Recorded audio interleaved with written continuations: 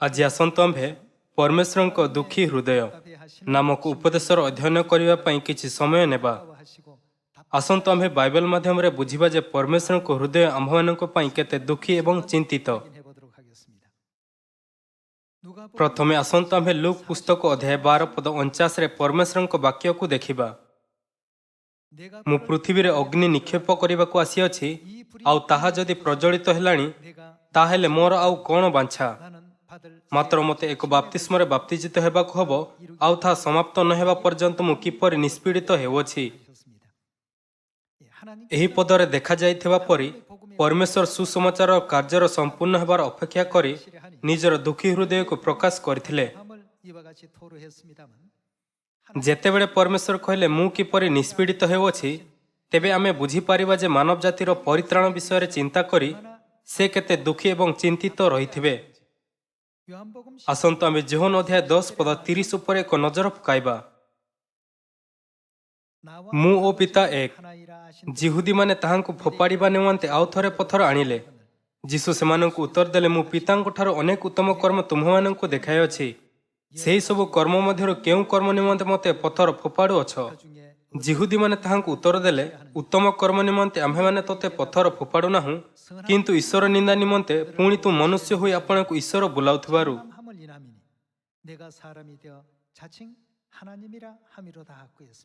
जीसुंको एक एपरी परिस्थितिर सामना करबाकू पड़िला जेउठारे जिहुदी माने तांको उपरकू पत्थर फिंगिबाकू चेष्टा करथिले। जीसु साक्ष्य देले जे से परमेश्वर अटंती किंतु जिहुदी माने तांको वाक्य को दृढ़ विरोध कले। 2000 वर्ष पूर्वे जिहुदी माने सर्वशक्तिमान परमेश्वर को चिन्हि पारिले नहीं एवं तांको पत्थर मारिबा को चेष्टा करथिले। ठीक एही जुगरे मध्य दुनिया रे बहुत लोक अछंती जे माने सर्वशक्तिमान परमेश्वर को चिन्हंती नहीं। जोहन अध्याय 10 पद 30 रे लिखित दृश्य परमेश्वर को दुखी हृदय को दर्शाए। जेतेबेले परमेश्वर को ऊपर विश्वास करने को दाबी करुवा लोक माने शरीर रे आसीथिबा परमेश्वर को पवित्र अस्तित्व को ग्रहण कले नहीं। तेणु जीसु कहले मु किपरि निष्पीडित हेउछि। यह सही दृश्य मध्यरु गोटे जेउठारे परमेश्वर सही लोकंक विषय निजर दुखी हृदय देखांती जे माने शरीर रे आसीथिबा परमेश्वर को चिन्हि पारिले नहीं। एपरिक जीसुंको जणे शिष्य फिलिप मध्य जीसुंको शरीर रे आसीथिबा परमेश्वर भाव चिन्हि पारिले नहीं जहा द्वारा जीसु दुखी हेले।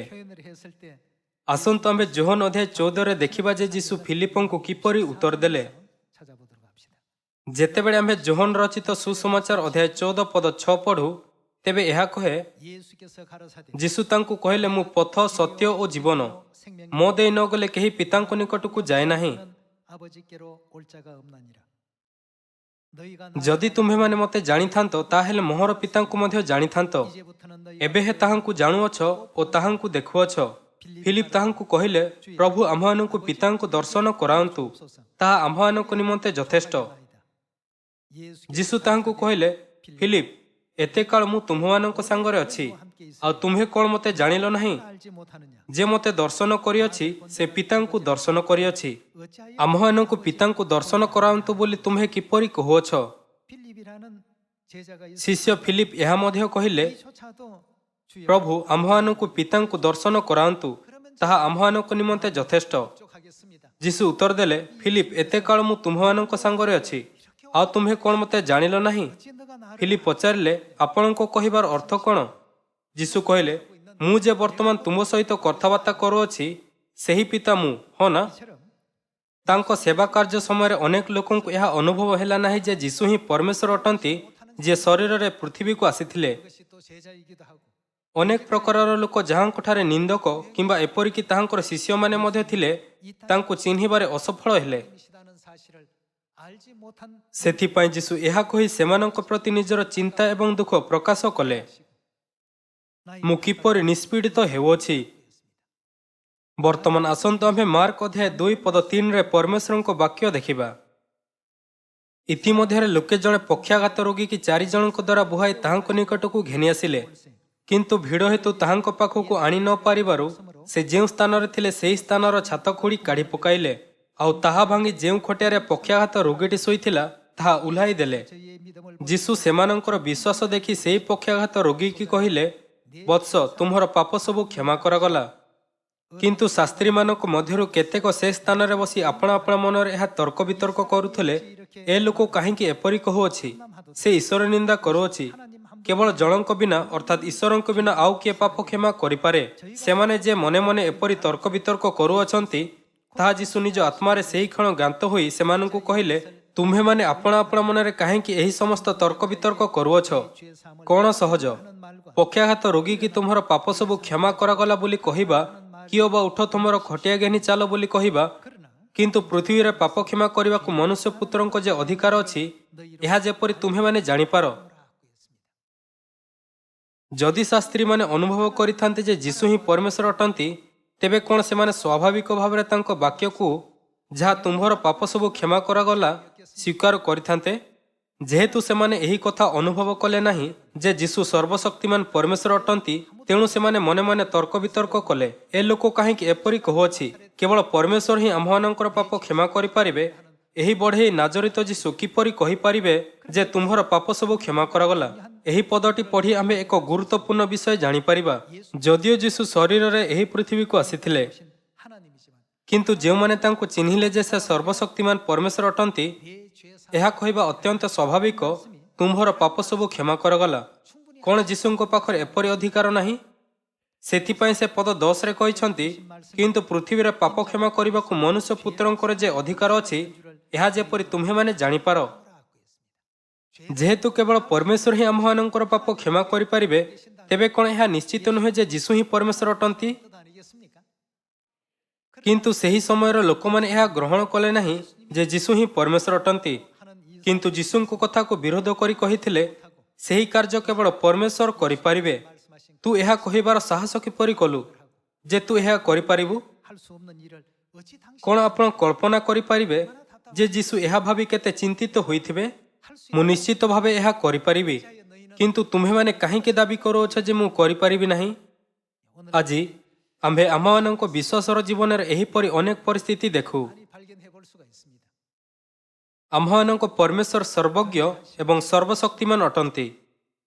ଆମ୍ଭେ ଏହା ମଧ୍ୟ ଜାଣୁ ଯେ ଜ୍ଞାନ ଏବଂ ବୁଦ୍ଧିର ସମସ୍ତ ଭଣ୍ଡାର ତାଙ୍କଠାରେ ଗୁପ୍ତ ରହିଅଛି।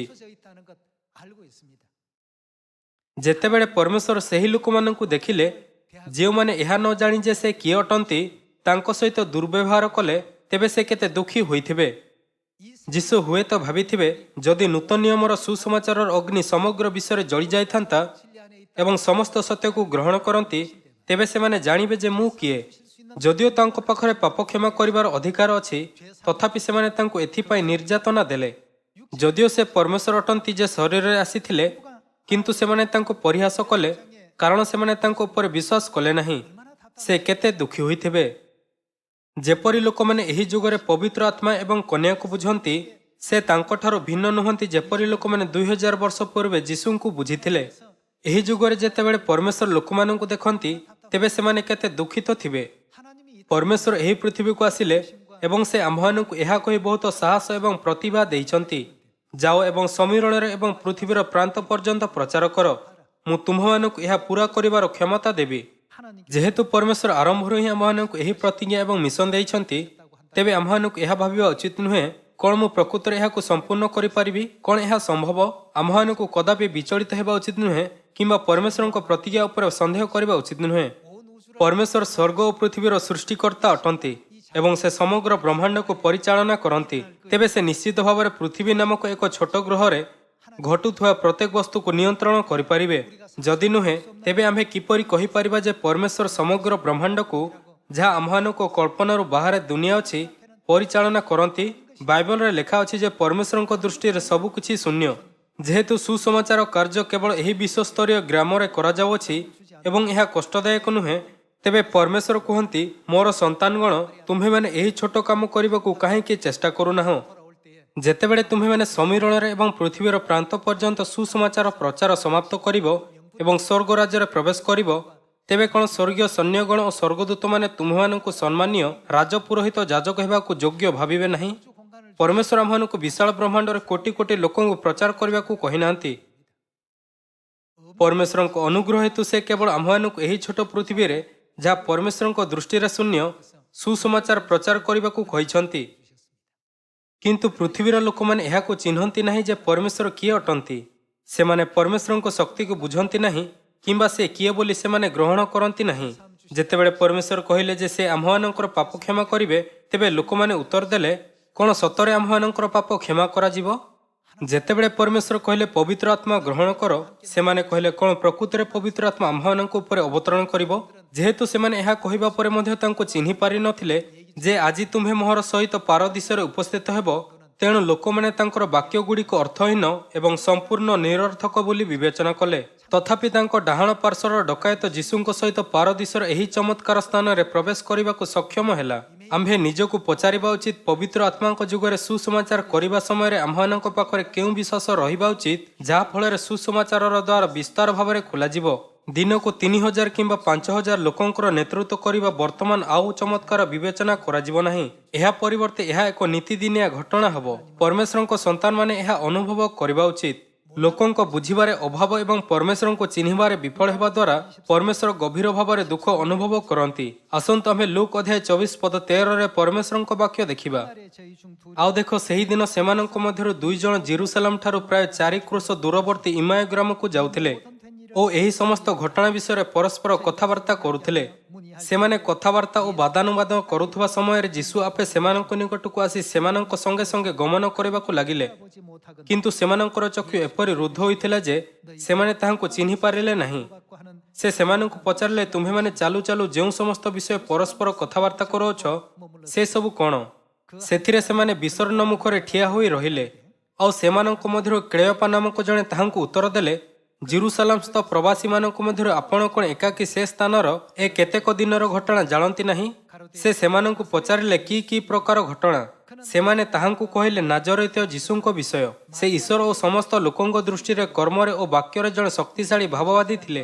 ଆଉ ଆମ୍ଭମାନଙ୍କର ପ୍ରଧାନ ଯାଜକ ଓ ଅଧ୍ୟକ୍ଷମାନେ କିପରି ତାହାଙ୍କୁ ପ୍ରାଣଦଣ୍ଡ ଭୋଗିବାକୁ ସମର୍ପଣ କରି ତାହାଙ୍କୁ କ୍ରୁଶରେ ବଧ କଲେ, ଏହି ସମସ୍ତ ବିଷୟ।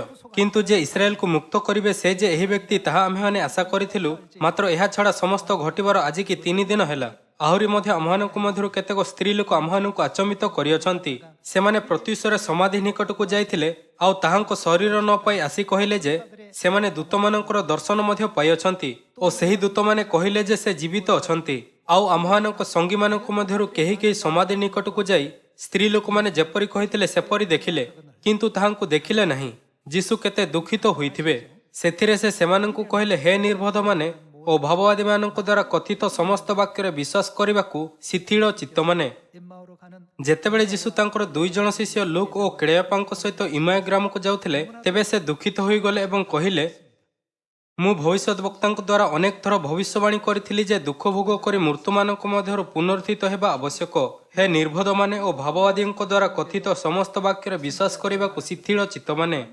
ଆସନ୍ତୁ ଆମେ ପଦ 26 ସହିତ ଜାରି ରଖିବା।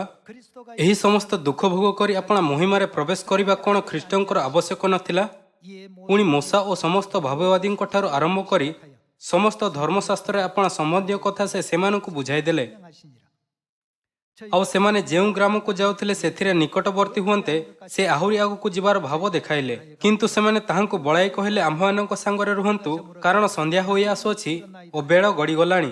ସେଥିରେ ସେ ସେମାନଙ୍କ ସହିତ ରହିବାକୁ ଘର ଭିତରକୁ ଗଲେ। ଆଉ ସେମାନଙ୍କ ସହିତ ଭୋଜନରେ ବସିଲା ଉତ୍ତାରେ ସେ ରୋଟି ଘେନି ଆଶୀର୍ବାଦ କଲେ, ପୁଣି ତାହା ଭାଙ୍ଗି ସେମାନଙ୍କୁ ଦେବାକୁ ଲାଗିଲେ।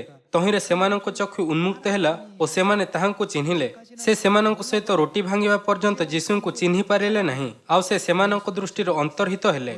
ସେଥିରେ ସେମାନେ ପରସ୍ପର କହିଲେ, ଯେତେବେଳେ ପଥ ମଧ୍ୟରେ ସେ ଆମ୍ଭମାନଙ୍କ ସାଙ୍ଗରେ କଥାବାର୍ତ୍ତା କରୁଥିଲେ ଓ ଆମ୍ଭମାନଙ୍କୁ ଧର୍ମଶାସ୍ତ୍ର ବୁଝାଉଥିଲେ, ସେତେବେଳେ କ'ଣ ଆମ୍ଭମାନଙ୍କ ହୃଦୟ ଉତ୍ତପ୍ତ ହେଉନଥିଲା?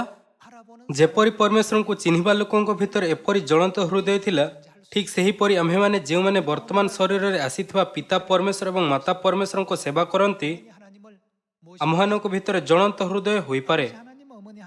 ପିତା ପରମେଶ୍ୱର ଏବଂ ମାତା ପରମେଶ୍ୱରଙ୍କୁ ଜାଣିବା ଏବଂ ନ ଜାଣିବା ମଧ୍ୟରେ ପାର୍ଥକ୍ୟ କ'ଣ? କିଛି ଲୋକ କେବଳ ପରମେଶ୍ୱରଙ୍କୁ ଜ୍ଞାନ ଭାବରେ ବୁଝନ୍ତି ଏବଂ କେତେକ ସେମାନଙ୍କର ଜ୍ଞାନକୁ ବିଶ୍ୱାସରେ ପରିଣତ କରିପାରିବେ। ଯଦିଓ ପରମେଶ୍ୱର ଶରୀରରେ ଆସିଲେ ଏବଂ ଅସ୍ଥାୟୀ ଭାବରେ ସ୍ୱର୍ଗଦୂତମାନଙ୍କ ତୁଳନାରେ କମ୍ ହୋଇଗଲେ, ତେବେ ଏହାର ଅର୍ଥ ଏହା ନୁହେଁ ଯେ ଶରୀର ତାଙ୍କୁ ଶକ୍ତିହୀନ କରିଦେଇଅଛି। ସେ ପାପ କ୍ଷମା କରିପାରିବେ। ସ୍ୱର୍ଗ ଓ ପୃଥିବୀର ନିଜର ଅଧିକାର ସହିତ ସେ ତାଙ୍କ ଡାହାଣ ପାର୍ଶ୍ୱର ଡକାୟତକୁ କହିଲେ, ଯିଏ ମରିବାକୁ ଯାଉଥିଲେ, ଆଜି ତୁମ୍ଭେ ମୋହର ସହିତ ପାରଦିଶରେ ଉପସ୍ଥିତ ହେବ। ଏହି ସରଳ ଶବ୍ଦଗୁଡ଼ିକ ସହିତ ସେ ଡକାୟତ ପାଇଁ ପରିତ୍ରାଣର ପଥ ଖୋଲିଦେଲେ। ଯଦିଓ ମନୁଷ୍ୟ ବହୁ ପରିମାଣରେ ବାଇବଲ ଅଧ୍ୟୟନ କରି ମଧ୍ୟ ଶରୀରରେ ଆସିଥିବା ପରମେଶ୍ୱରଙ୍କୁ ଗ୍ରହଣ କରେ ନାହିଁ, ତେବେ ତା ପାଇଁ କ'ଣ ଭଲ? ସେ ଜ୍ଞାନ ରଖେ କିନ୍ତୁ ପରମେଶ୍ୱରଙ୍କ ଉପରେ ବିଶ୍ୱାସ ନ କରିବାର ମୂର୍ଖତା କରେ। ପରମେଶ୍ୱର ହିଁ ପୃଥିବୀକୁ ଆସିପାରିବେ ଏବଂ ଶରୀର ଧାରଣ କରିବା ପରେ ମଧ୍ୟ ପାପ କ୍ଷମା କରିପାରିବେ। ଖ୍ରୀଷ୍ଟ ଏକ ସରଳ ଉପାୟରେ କଥା ହୋଇପାରିଥାନ୍ତେ, କିନ୍ତୁ ଫାରୁସୀ ଓ ସାଧୁରିକମାନେ ଶରୀରରେ ମଧ୍ୟ ତାଙ୍କର ଶକ୍ତିଶାଳୀ ସାମର୍ଥ୍ୟ ଦେଖାଇବାକୁ ସେ ଅଧିକ ଜଟିଳ ଢଙ୍ଗରେ କହିଥିଲେ, ତୁମ୍ଭର ପାପ ସବୁ କ୍ଷମା କରାଗଲା। ଅନ୍ୟ ଅର୍ଥରେ ସେ ସେମାନଙ୍କୁ ଏହା କହିବାକୁ ଯେ ମନୁଷ୍ୟ ପୁତ୍ରଙ୍କୁ ଏହି ପୃଥିବୀରେ ପାପ କ୍ଷମା କରିବା ଏବଂ ମାନବ ଜାତିକୁ ଉଦ୍ଧାର କରିବାର ଅଧିକାର ଅଛି, ଏକ ଜଟିଳ ଉପାୟ ବାଛିଲେ। ଭାଇ ଓ ଭଉଣୀମାନେ, କ'ଣ ଆପଣ କଳ୍ପନା କରିପାରିବେ ଯେ ଏହି ମାମଲାକୁ ନେଇ ପରମେଶ୍ୱର କେତେ ଦୁଃଖିତ ଥିଲେ? ଆମ୍ଭମାନଙ୍କୁ ଏହି ତଥ୍ୟ ଯେ ପରମେଶ୍ୱର ସ୍ୱର୍ଗ, ପୃଥିବୀ ଏବଂ ସମସ୍ତ ବସ୍ତୁର ସୃଷ୍ଟିକର୍ତ୍ତା ଅଟନ୍ତି, ବିଶ୍ୱାସ ବିନା ଏହାକୁ ଜ୍ଞାନ ଭାବରେ ବିବେଚନା କରିବା ଉଚିତ ନୁହେଁ। ଆମ୍ଭମାନଙ୍କୁ ପ୍ରେରିତ ପିତର ଯୋହନ, ଯାକୁବ ଏବଂ ପାଉଲଙ୍କ ପରି ବିଶ୍ୱାସ ରଖିବା ଉଚିତ। ଯେତେବେଳେ ପରମେଶ୍ୱର ଆମ୍ଭମାନଙ୍କ ସହିତ ଅଛନ୍ତି ଏବଂ ଆମ୍ଭମାନଙ୍କୁ ଦକ୍ଷତା ଦିଅନ୍ତି, ତେବେ ଦୁନିଆରେ ଭୟ କରିବାର ବିଷୟ କ'ଣ ଅଛି? ସେଥିପାଇଁ ପରମେଶ୍ୱର ଦୁଃଖୀ ହୋଇ ପଚାରନ୍ତି, କ'ଣ ମୁଁ ତୁମ୍ଭମାନଙ୍କୁ ଦୃଷ୍ଟିରେ ଶକ୍ତିହୀନ ଦେଖାଯାଉଅଛି? କ'ଣ ମୁଁ ପରମେଶ୍ୱରଙ୍କ ପରି ଦେଖାଯାଉଅଛି ଯିଏ ତୁମ୍ଭମାନଙ୍କୁ ପାପ କ୍ଷମା ମଧ୍ୟ କରିପାରିବେ ନାହିଁ? ମୁଁ କିପରି ନିଷ୍ପୀଡ଼ିତ ହେଉଅଛି? ଯୀଶୁ ଇମାୟା ପଥରେ ଦୁଇ ଶିଷ୍ୟଙ୍କୁ ପଚାରିଲେ, ଧର୍ମଶାସ୍ତ୍ର କ'ଣ କହେ? ଭାବବାଦୀମାନଙ୍କ ଦ୍ୱାରା କଥିତ ସମସ୍ତ ବାକ୍ୟରେ ବିଶ୍ୱାସ କରିବାକୁ ଶିଥିଳ ଚିତ୍ତମାନେ କ'ଣ ଏହା କୁହେ ନାହିଁ ଯେ ପରମେଶ୍ୱରଙ୍କୁ ତୃତୀୟ ଦିନରେ ମୃତ୍ୟୁମାନଙ୍କ ମଧ୍ୟରୁ ଉତ୍ଥିତ ହେବା ଆବଶ୍ୟକ? ତେବେ କ'ଣ ଖ୍ରୀଷ୍ଟଙ୍କୁ 3 ଦିନ ମଧ୍ୟରେ ମୃତ୍ୟୁମାନଙ୍କ ମଧ୍ୟରୁ ପୁନର୍ଜୀବିତ ହେବା ଉଚିତ ନୁହେଁ? ତୁମ୍ଭେମାନେ ମୋର ମୃତ୍ୟୁକୁ ଏକ ଆଶ୍ଚର୍ଯ୍ୟଜନକ ବୋଲି କାହିଁକି ଭାବୁଛ? ତୁମ୍ଭମାନଙ୍କୁ କାହିଁକି ଲାଗୁଛି ଯେ ଏପରି ହେବା ଉଚିତ ନଥିଲା? ଆମ୍ଭମାନଙ୍କ ବିଷୟରେ କହିବାକୁ ଗଲେ ଆମ୍ଭମାନଙ୍କୁ ବିଶ୍ୱାସ କରିବା ଉଚିତ ଯେ ସେ ପରମେଶ୍ୱର ଅଟନ୍ତି, ଯେ ବାଇବେଲରେ ଲିଖିତ ସମସ୍ତ ବିଷୟ ପୂରଣ କରନ୍ତି। ପରମେଶ୍ୱର ଦୁଃଖିତ ଥିଲେ କାରଣ ଲୋକମାନେ ପରମେଶ୍ୱରଙ୍କୁ ଚିହ୍ନି ପାରିଲେ ନାହିଁ ଏବଂ ତାଙ୍କର କର୍ତ୍ତୃତ୍ୱ ଏବଂ ଶକ୍ତିକୁ ବୁଝିପାରିଲେ ନାହିଁ। ପ୍ରଥମ ଚର୍ଚ୍ଚ ସମୟରେ ଅନେକ ସମୟରେ ଦୁର୍ଭାଗ୍ୟଜନକ ପରିସ୍ଥିତି ହେଲା, ଯେତେବେଳେ ପରମେଶ୍ୱରଙ୍କ ଶକ୍ତିକୁ କେହି ବୁଝିପାରିଲେ ନାହିଁ କିମ୍ବା ତାଙ୍କୁ ଚିହ୍ନି ପାରିଲେ ନାହିଁ। ତେବେ ଏହା ଏକ ଏପରି ପରିସ୍ଥିତି ଥିଲା ଯିଏ ପରମେଶ୍ୱରଙ୍କୁ ପ୍ରସନ୍ନ କଲା। ଆସନ୍ତୁ ମାଥିଉ ଅଧ୍ୟାୟ 16 ପଦ 13କୁ ଯିବା। ପରେ ଯୀଶୁ କାଇସରିଆ ଫିଲିପ ଅଞ୍ଚଳକୁ ଆସି ଆପଣା ଶିଷ୍ୟମାନଙ୍କୁ ପଚାରିବାକୁ ଲାଗିଲେ, ମନୁଷ୍ୟପୁତ୍ର କିଏ ବୋଲି ଲୋକେ କ'ଣ କହନ୍ତି? ଏଥିରେ ସେମାନେ କହିଲେ, କେହି କେହି କହନ୍ତି ବାପ୍ତିଜକ ଯୋହନ, କେହି କେହି ଏଲିୟ, ଆଉ କେହି କେହି ଜିରିମିୟ ବା ଭାବବାଦୀମାନଙ୍କ ମଧ୍ୟରୁ ଜଣେ। ଏପରିକି 2 ଜଣ ଶିଷ୍ୟ ଲୁକ୍ ଏବଂ କ୍ଲେୟପା, ଯେଉଁମାନେ ଇମାୟା ପଥରେ ଯାଉଥିଲେ, ସେମାନେ ଯୀଶୁଙ୍କୁ ଜଣେ ଭବିଷ୍ୟତ ବକ୍ତା ଭାବରେ ବର୍ଣ୍ଣନା କଲେ, ଯିଏ ଶବ୍ଦ ଏବଂ କାର୍ଯ୍ୟରେ ଶକ୍ତିଶାଳୀ ଥିଲେ। ଯୀଶୁଙ୍କ ବିଷୟରେ ଏହା ତାଙ୍କର ମତ ଥିଲା। ଆସନ୍ତୁ ଆମେ ପଦ 15 ସହିତ ଜାରି ରଖିବା। ସେ ସେମାନଙ୍କୁ ପଚାରିଲେ, କିନ୍ତୁ ମୁଁ କିଏ ବୋଲି ତୁମ୍ଭେମାନେ କ'ଣ କହୁଅଛ? ସିମୋନ ପିତର ଉତ୍ତର ଦେଲେ, ଆପଣ ଖ୍ରୀଷ୍ଟ, ଜୀବନ୍ତ ଈଶ୍ୱରଙ୍କ ପୁତ୍ର। ଦୁଃଖରେ ପରିପୂର୍ଣ୍ଣ ଯୀଶୁଙ୍କ ଜୀବନରେ ପିତର ସର୍ବୋତ୍ତମ ଉତ୍ତର ଦେଇଥିଲେ। ଆସନ୍ତୁ ଆମେ ପଦ 17 ସହିତ ଜାରି ରଖିବା। ଏଥିରେ ଯୀଶୁ ତାଙ୍କୁ ଉତ୍ତର ଦେଲେ, ହେ ଜୋନସର ପୁତ୍ର ସିମୋନ, ତୁମ୍ଭେ ଧନ୍ୟ, କାରଣ ମନୁଷ୍ୟ ତୁମ୍ଭ ନିକଟରେ ଏହା ପ୍ରକାଶ କରିନାହିଁ, ବର ମୋହର ସ୍ୱର୍ଗସ୍ଥ ପିତା ପ୍ରକାଶ କରିଅଛନ୍ତି। ଆଉ ମୁଁ ମଧ୍ୟ ତୁମ୍ଭକୁ କହୁଅଛି, ତୁମ୍ଭେ ପିତର, ପୁଣି ଏହି ପଥର ଉପରେ ମୁଁ ଆପଣା ମଣ୍ଡଳୀ ତୋଳିବି, ଆଉ ନରକର ବଳ ତାହାକୁ ପରାଜୟ କରିବ ନାହିଁ। ମୁଁ ତୁମ୍ଭକୁ ସ୍ୱର୍ଗ ରାଜ୍ୟର କଞ୍ଚି ଦେବି। ଆଉ ତୁମ୍ଭେ ପୃଥିବୀରେ ଯାହା କିଛି ବନ୍ଦ କରିବ, ସ୍ୱର୍ଗରେ ତାହା ବନ୍ଦ ରହିବ, ପୁଣି ପୃଥିବୀରେ ଯାହା କିଛି ମୁକ୍ତ କରିବ, ସ୍ୱର୍ଗରେ ତାହା ମୁକ୍ତ ରହିବ। ନିଜ ପାଟି ଓ ଓଠରେ ଆମ୍ଭେ କହିଥାଉ, ପରମେଶ୍ୱର ସର୍ବଜ୍ଞ ଏବଂ ସର୍ବଶକ୍ତିମାନ ଅଟନ୍ତି, କିନ୍ତୁ ଯେତେବେଳେ ଆମ୍ଭେ ଶୁଣୁ ଯେ ପରମେଶ୍ୱର ଆମ୍ଭମାନଙ୍କ ପାପ କ୍ଷମା କରନ୍ତି ଏବଂ ପବିତ୍ର ଆତ୍ମା ଅବତରଣ କରନ୍ତି, ତେବେ ଆମ୍ଭମାନଙ୍କୁ ବିଶ୍ୱାସ କରିବା କଷ୍ଟକର ହୁଏ। ଲୋକମାନେ ଭାବନ୍ତି, ଯଦି ପରମେଶ୍ୱର ପବିତ୍ର ଆତ୍ମା ଅବତରଣ କରନ୍ତି, ତେବେ ଆମ୍ଭମାନଙ୍କୁ ନିଜ ହୃଦୟରେ ଏକ ଫୋଡ଼ିଲା ବା ସମ୍ବେଦନଶୀଳତା ଅନୁଭବ ହେବା ଉଚିତ, କିନ୍ତୁ ଆମେ ପୂର୍ବ ପରି ସମାନ ଅନୁଭବ କରୁଅଛୁ। ଯଦିଓ ପରମେଶ୍ୱର କୁହନ୍ତି, ପବିତ୍ର ଆତ୍ମା ଆପଣଙ୍କ ଉପରେ ଅବତରଣ କରାଯାଇଅଛି, କିନ୍ତୁ ସେମାନେ ଆଶ୍ଚର୍ଯ୍ୟ ହୁଅନ୍ତି, କ'ଣ ଆମ୍ଭେମାନେ ପ୍ରକୃତରେ ପବିତ୍ର ଆତ୍ମା ପାଇଅଛୁ? ଯଦି ଏହି ବାକ୍ୟଟି ପବିତ୍ର ଆତ୍ମାଙ୍କ ଯୁଗର ବାଇବେଲରେ ଲେଖାଯାଏ ଯେ ପବିତ୍ର ଆତ୍ମା ଆପଣଙ୍କ ଉପରେ ଅବତରଣ କରାଯାଇଅଛି, ତେବେ ସ୍ୱର୍ଗୀୟ ସ୍ୱର୍ଗଦୂତମାନେ ନିଃସନ୍ଦେହ ବିଶ୍ୱାସ କରିବେ ଯେ ପରମେଶ୍ୱର ସେହି ଦିନ ଏବଂ ସେହି ଘଡ଼ି ପବିତ୍ର ଆତ୍ମା ଦେଇଥିଲେ। ଯେଉଁ ସନ୍ତାନମାନେ ପରମେଶ୍ୱରଙ୍କ ବାକ୍ୟ ଉପରେ ବିଶ୍ୱାସ କରନ୍ତି ସେମାନେ ପବିତ୍ର ଆତ୍ମା ପାଇବା ପରେ ଉତ୍ସାହର ସହିତ ସମୀରଣରେ ଏବଂ ପୃଥିବୀର ପ୍ରାନ୍ତ ପର୍ଯ୍ୟନ୍ତ ସୁସମାଚାର ପ୍ରଚାର କରନ୍ତି। କିନ୍ତୁ ପରମେଶ୍ୱର ସେତେବେଳେ ଦୁଃଖୀ ଅନୁଭବ କରନ୍ତି ଯେତେବେଳେ କେହି ଜାଣନ୍ତି ନାହିଁ ଯେ ସେମାନେ ପବିତ୍ର ଆତ୍ମା ଗ୍ରହଣ କରିଛନ୍ତି କି ନାହିଁ। କେବଳ ଏଥିପାଇଁ ଆମିନ୍ କୁହନ୍ତି କାରଣ ଅନ୍ୟ ସମସ୍ତେ କୁହନ୍ତି। ଏହି ବାକ୍ୟ କିଏ କହିଲେ? ପରମେଶ୍ୱର କହିଲେ, ହଁ ନା? ସରଳ ଜ୍ଞାନ ଏବଂ ଜ୍ଞାନରୁ ପରିବର୍ତ୍ତିତ ହୋଇଥିବା ବିଶ୍ୱାସ 100% ଭିନ୍ନ।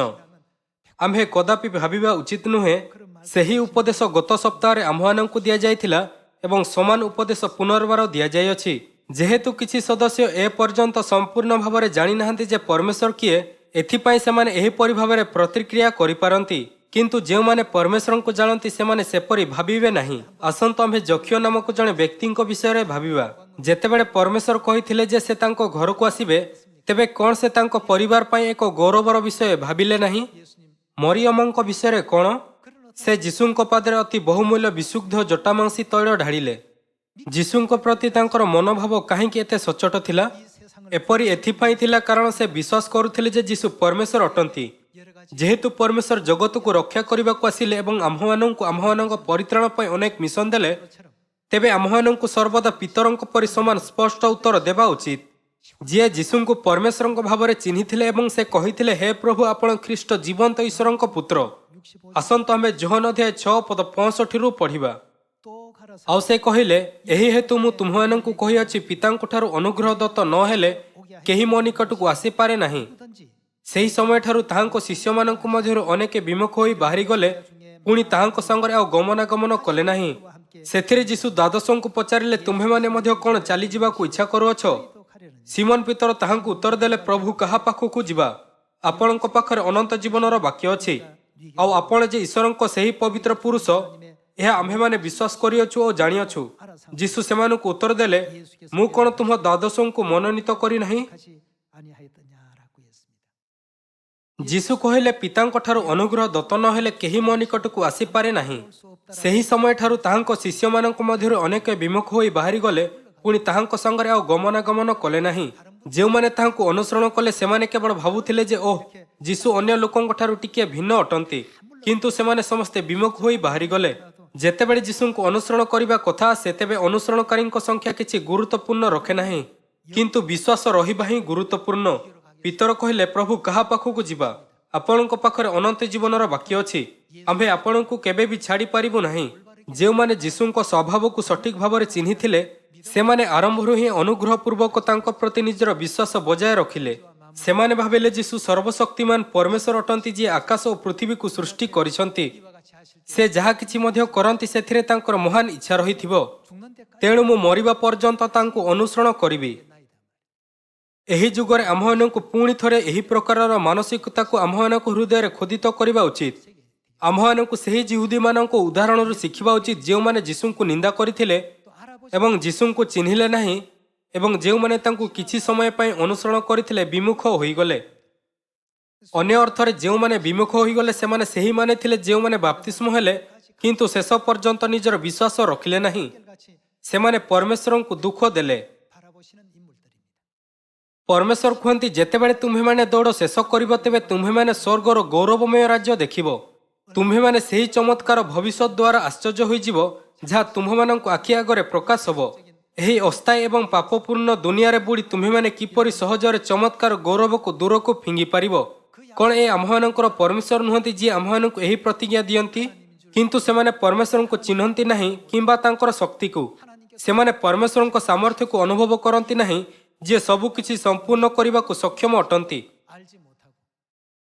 ଏହି ପାପପୂର୍ଣ୍ଣ ଦୁନିଆରେ ବ୍ୟସ୍ତ ରହିବା ଦ୍ୱାରା ଅବିଶ୍ୱସନୀୟ ଆଚରଣ ପରମେଶ୍ୱରଙ୍କୁ ନ ଜାଣିବା ଦ୍ୱାରା ଆସେ। ଆମ୍ଭମାନଙ୍କୁ କଦାପି ସେହି ଲୋକମାନଙ୍କ ପଦକ୍ଷେପରେ ଚାଲିବା ଉଚିତ ନୁହେଁ ଯେଉଁମାନେ 2000 ବର୍ଷ ପୂର୍ବେ ବଞ୍ଚୁଥିଲେ, ହଁ ନା? ଏହା ଲେଖାଥିଲା, ପରମେଶ୍ୱର ସମସ୍ତ ଧର୍ମଶାସ୍ତ୍ରରେ ଆପଣା ସମ୍ବନ୍ଧୀୟ କଥା ସେ ସେମାନଙ୍କୁ ବୁଝାଇ ଦେଲେ। ତେବେ ଯିଶାୟା ପୁସ୍ତକ ଅଧ୍ୟାୟ 25:6 ମାଧ୍ୟମରେ ଆସନ୍ତୁ ଦେଖିବା ଯେ ବାଇବେଲ ଏହି ଯୁଗରେ ପ୍ରକାଶ ହେଉଥିବା ପରମେଶ୍ୱରଙ୍କ ବିଷୟରେ କିପରି ସାକ୍ଷ୍ୟ ଦିଏ।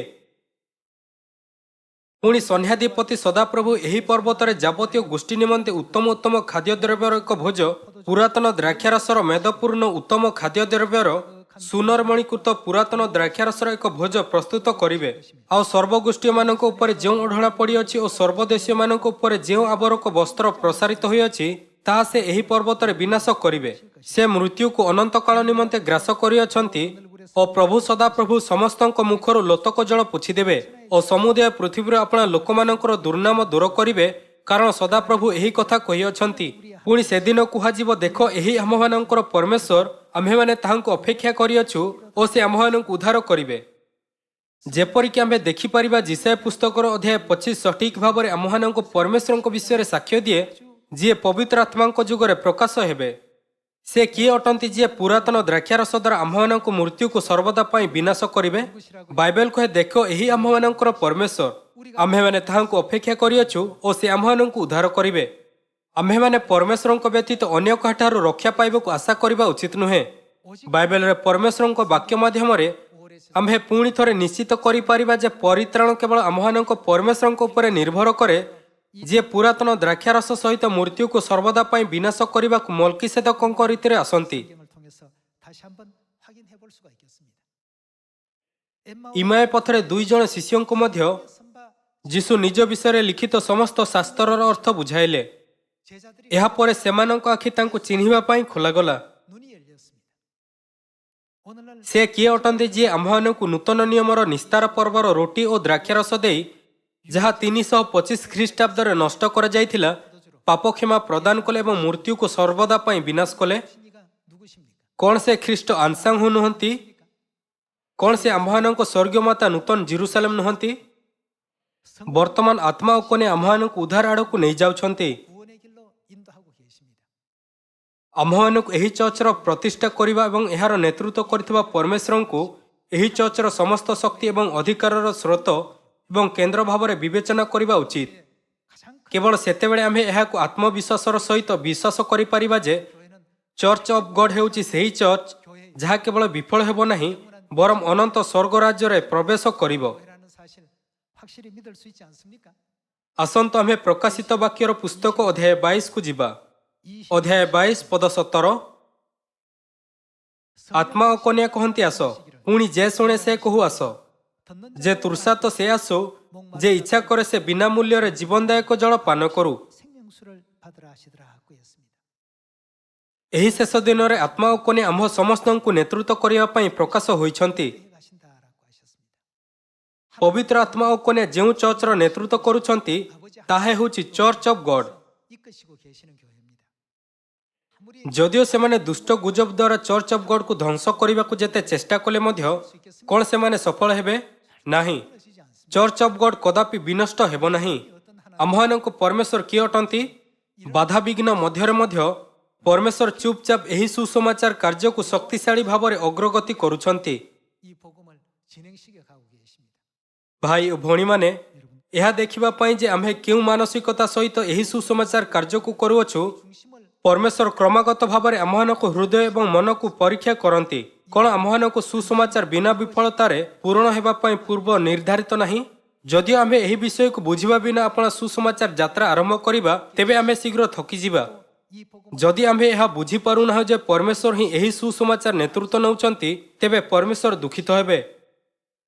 ଆମ୍ଭମାନଙ୍କ ପରମେଶ୍ୱର ପ୍ରକୃତ ପରମେଶ୍ୱର ଅଟନ୍ତି, ଯାହାଙ୍କ ପାଖରେ ପାପ କ୍ଷମା କରିବାର ଅଧିକାର ଅଛି। ଯେତେବେଳେ ସେ କହନ୍ତି, ତୁମ୍ଭର ପାପ ସବୁ କ୍ଷମା କରାଗଲା, ତେବେ ତାଙ୍କ ବାକ୍ୟ ତୁରନ୍ତ କାର୍ଯ୍ୟକାରୀ ହୁଏ। ଯଦି ସେ କହନ୍ତି, ମୁଁ ପବିତ୍ର ଆତ୍ମାଙ୍କ ଶକ୍ତି ତୁମ୍ଭମାନଙ୍କ ଉପରେ ଅବତରଣ କରିଅଛି, ତେବେ ସମଗ୍ର ବ୍ରହ୍ମାଣ୍ଡରେ ସବୁକିଛି ତାଙ୍କ ସ୍ୱରରେ ପ୍ରତିକ୍ରିୟା କରିବ। ଯେତେବେଳେ ଆମ୍ଭେ ଏହି ତଥ୍ୟକୁ ବିଶ୍ୱାସ କରିବା ଏବଂ ପରମେଶ୍ୱରଙ୍କ ବାକ୍ୟ ପାଳନ କରିବା, ତେବେ ଯେକୌଣସି ଉପାୟରେ ଫଳାଫଳ ଅନୁଗ୍ରହଜନକ ଏବଂ ସମୃଦ୍ଧ ହେବ। ଆମ୍ଭେ ବିଶ୍ୱାସ କରିବା ଉଚିତ ଯେ ଯୀଶୁ ହିଁ ପରମେଶ୍ୱର ଅଟନ୍ତି। ଆମ୍ଭମାନଙ୍କୁ ଏଲୋହିମ୍ ପରମେଶ୍ୱର ଆମ୍ଭମାନଙ୍କ ପିତା ଏବଂ ମାତା ଉପରେ ମଧ୍ୟ ବିଶ୍ୱାସ କରିବା ଉଚିତ, ଯିଏ ପବିତ୍ର ଆତ୍ମାଙ୍କର ଏହି ଯୁଗରେ ମଲ୍କିସେଦକଙ୍କ ରୀତିରେ ଆସିଛନ୍ତି। ଆମ୍ଭମାନଙ୍କ ଅବଶିଷ୍ଟ ଜୀବନରେ ଆସନ୍ତୁ ଆମ୍ଭେ ପରମେଶ୍ୱରଙ୍କ ଦୁଃଖିତ ହୃଦୟକୁ ସମ୍ପୂର୍ଣ୍ଣ ଭାବରେ ବୁଝିବାର ସର୍ବୋତ୍ତମ ଚେଷ୍ଟା କରିବା, ଯାହାଫଳରେ ଆମ୍ଭେ ପିତରଙ୍କ ପରି ବିଶ୍ୱାସ ରଖିପାରିବା, ଯିଏ ପରମେଶ୍ୱରଙ୍କୁ ଆରାମ ଏବଂ ସାନ୍ତ୍ୱନା ଦେବାରେ ସକ୍ଷମ ହୋଇଥିଲେ। ଏହା ବ୍ୟତୀତ ଆମ୍ଭମାନଙ୍କୁ ତାହା ହେବା ଉଚିତ ଯେଉଁମାନେ ଯେଉଁ ସ୍ଥାନକୁ ପରମେଶ୍ୱର ଆମ୍ଭମାନଙ୍କୁ ନିଅନ୍ତି ସେଠାରେ ତାହାଙ୍କୁ ଅନୁଗାମୀ ହୁଅନ୍ତି ଏବଂ ସ୍ୱର୍ଗର ଅନନ୍ତ ରାଜ୍ୟରେ ପ୍ରବେଶ କରନ୍ତି। ଆପଣଙ୍କୁ ବହୁତ ଧନ୍ୟବାଦ।